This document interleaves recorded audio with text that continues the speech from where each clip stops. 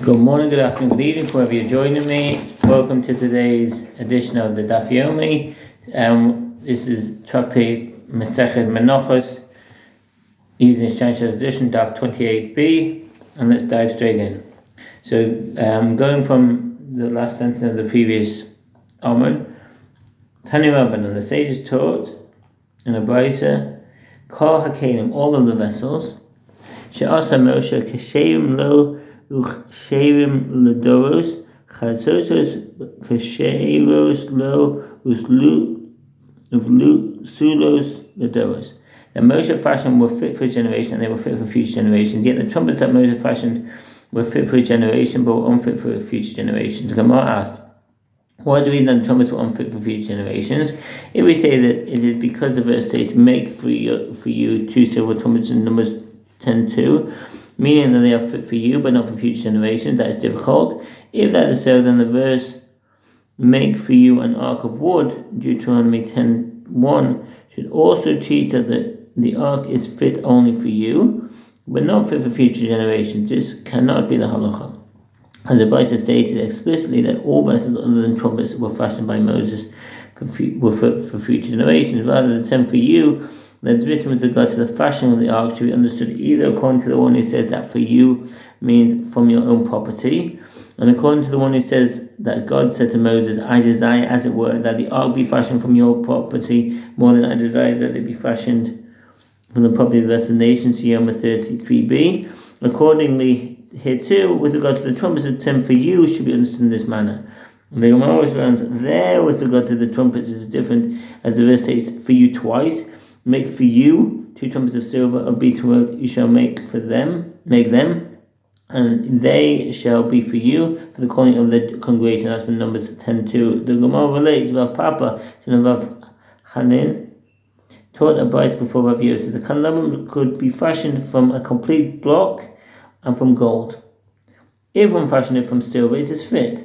If one fashioned it from tin or from lead or from other types of material, gistoin, what's a gistoin? From the Greek katistos, meaning tin. This is possibly the name of tin and the lead alloy.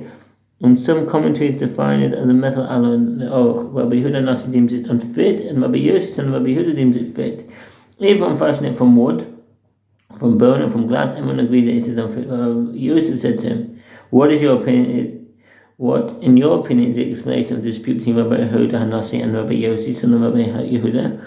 Rav Papa, son of Rav Hanan, said to him, both this sage and that sage interpret the verse, and you will make a candelabrum of pure gold, of beaten work, when the candelabrum will be made, Exodus 25:31, by means of the principle of a generalization and details. The verse begins with a generalization, and you will make a candelabrum, followed by a detail of pure gold, which is then followed by generalization, will the candelabrum be made. According to the hermeneutic principle of generalization and details, this teaches that any item that is similar to the detail is also deemed fit. But one sage, Rabbi Yossi, son of Rabbi Yehuda, holds that just as the item mentioned in the detail is clearly defined as a type of metal, so too, other types of metal may be used in fashioning a candelabrum. And one sage, Rabbi Hanasi, holds that just as the item mentioned in the detail is clearly defined as an item of substantial value, so too all items of substantial value may be used in fashioning a candelabrum. Rabbi Yosef said to him, remove your brighter in light of my brighter. Rabbi Yosef continued, as is taught in the brighter with regard to temple service vessels, the candelabrum and vessels, the table and vessels, the incense altar, and all other service vessels must be fashioned from some form of material, and may be fashioned even from tin. If they are made of wood, bone, stone, or glass, they are unfit. According to the opinion of Rabbi Yehuda Nasi, since in disagreement between Rabbi Yehuda Nasi and the colleague of his, Allah is in accordance with his opinion. It is also in accordance with the brighter taught by Rav Yosef, and that's in the Rambam Sefer Vod, Hilchot Beit Bechira 1:18-19, Zimalchi Kolchos, and Ketzer Mishnah there. The one fashioned from wood, Rabbi Yehuda Nasi deems them unfit, and Rabbi Yosef, son of Rabbi Yehuda, deems them fit. According to this brighter, the dispute with regard to a candelabrum fashioned from wood, not from metal. Rabbi Yosef explains with regard to what principle do they disagree. Rabbi Yehuda Nasi interprets verses by means of the principle of generalization and details. And Rabbi Yossi, son of Rabbi Yehuda, interprets verses by means of the principle of amplifications and restrictions. Kelale vate vibuye umituye. Generalizations and details, amplifications and restrictions. There are two distinct methodologies of interpreting verses that speak in general terms and provide specific details. In a method of generalization and detail, the detail is seen as a clarification of the scope of the generalization. When there is only one generalization followed by a detail, the halacha is restricted to the specific instance of the detail. When the detail is followed by a second generalization, the halacha is restricted to the type of item specified in the detail. In the method of applications and restrictions, the first amplification broadens the application of the halacha, and the restriction restricts the halacha to the specific item or scenario mentioned. The second amplification would in principle broaden the application of halacha as what it had been, but the restriction still serves a function in that it limits one specific item or scenario or deemed least similar to the detail mentioned in the restriction. Rabbi Yehuda Nasi interprets the verse. And you will make a candelabrum of pure gold, of beaten work will the candelabrum be made, Exodus 25:31, by means of a generalization and details. And you will make a candelabrum of is a generalization, as the material of the candelabrum is not specified. Pure gold is a detail, limiting the material exclusively to gold, and by stating of beaten work will the candelabrum be made. The verse then makes a generalization. The result is a generalization and a detail and a generalization from which you may deduce that the verse is referring only to items similar to the detail, leading to this conclusion. Just as the item mentioned in the detail is clearly defined as a type of metal, so too all other types of metals may be used in fashioning the candelabrum. By contrast, Rabbi Yossi, son of Rabbi Yehuda, interprets the verse by means of the principle of amplification and restrictions. And you will make a candelabrum of is an amplification, as the material of the candelabrum is not specified. Pure gold is a restriction, limiting the material exclusively to gold. And by stating of beaten work will the candelabrum be made, the verse repeated and amplified. There is a hermeneutical principle that when a verse amplified and then restricted and then amplified, and it amplified the relevant category to include everything except the specific matter included in the restriction. And what did the verse include? Include all materials, even wood.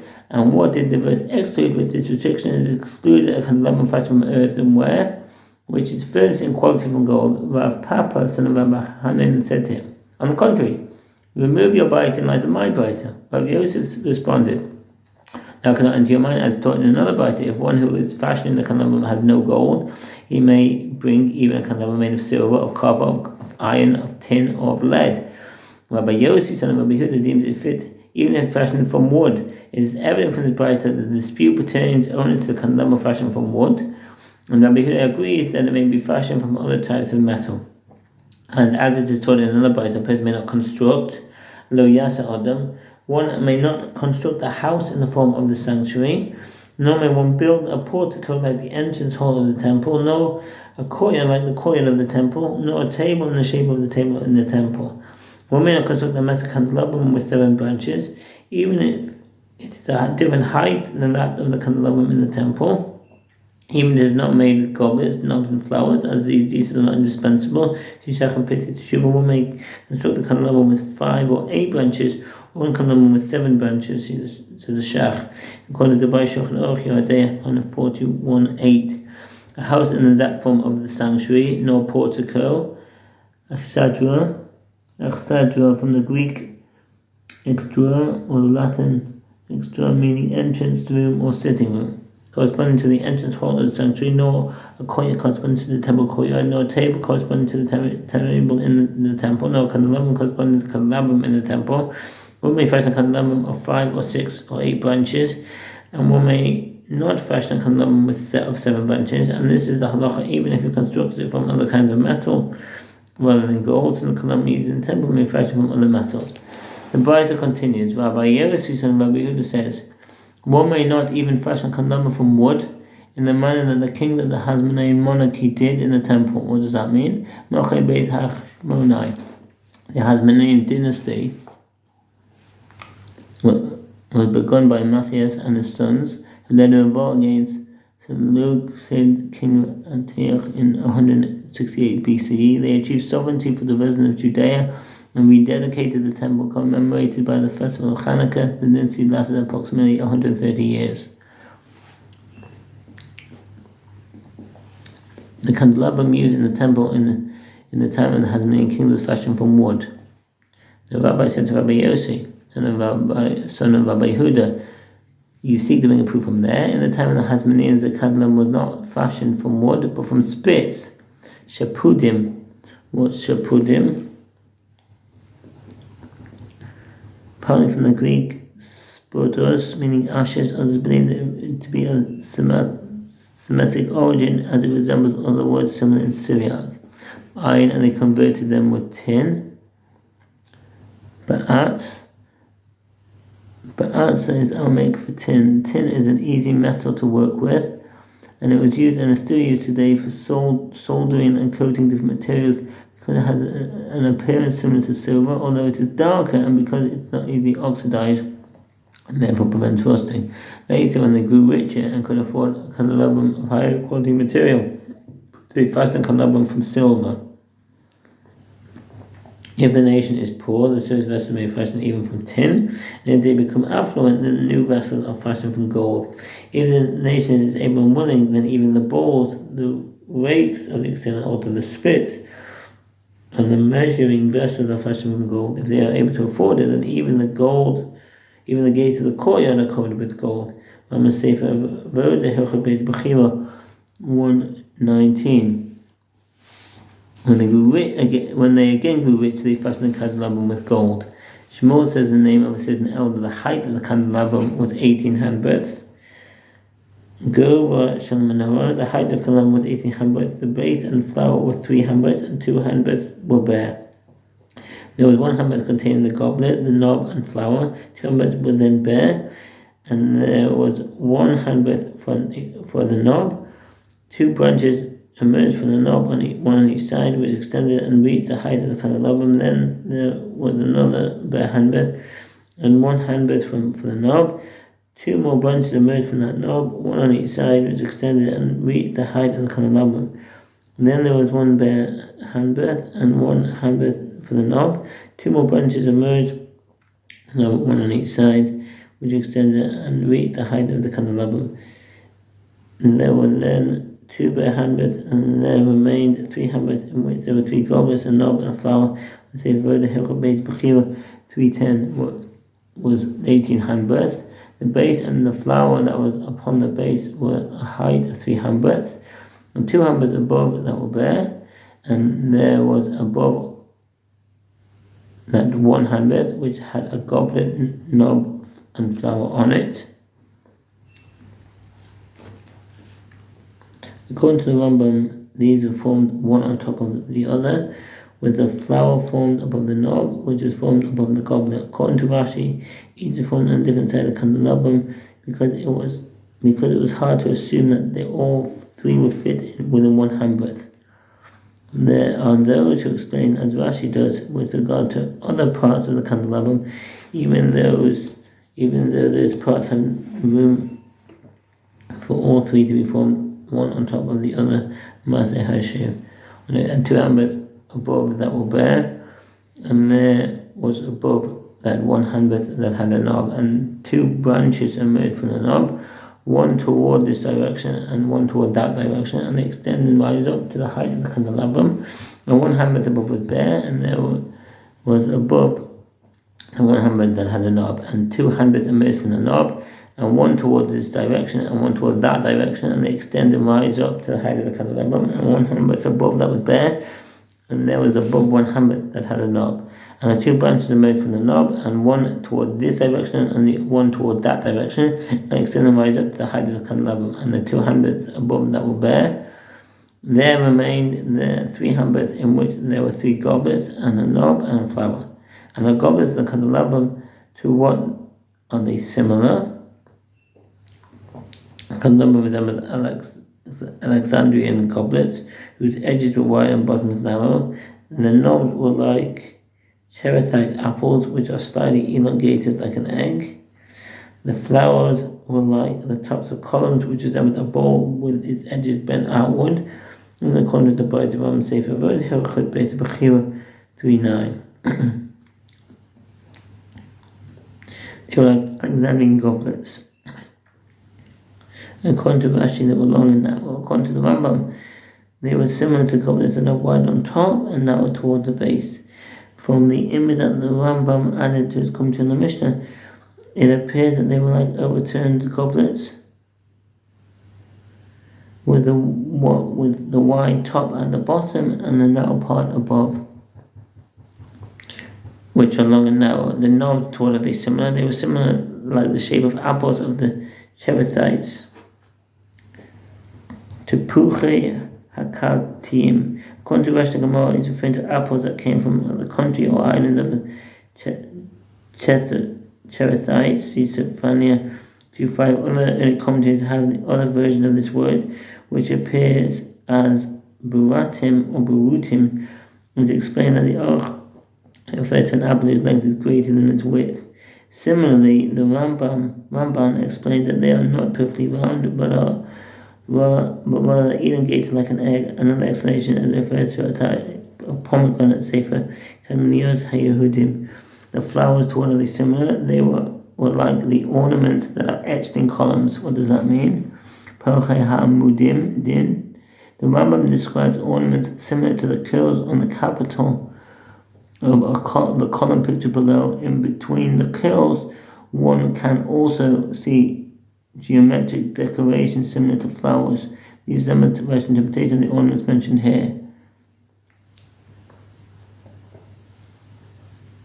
Rashi explains that there are designs that are etched on the body of the candelabrum, like etchings, and the etchings that are made in columns. The Rambam explains that it refers to a flower border that is made around each branch of the candelabrum, like the blossoms on the tops of columns of earlier time periods.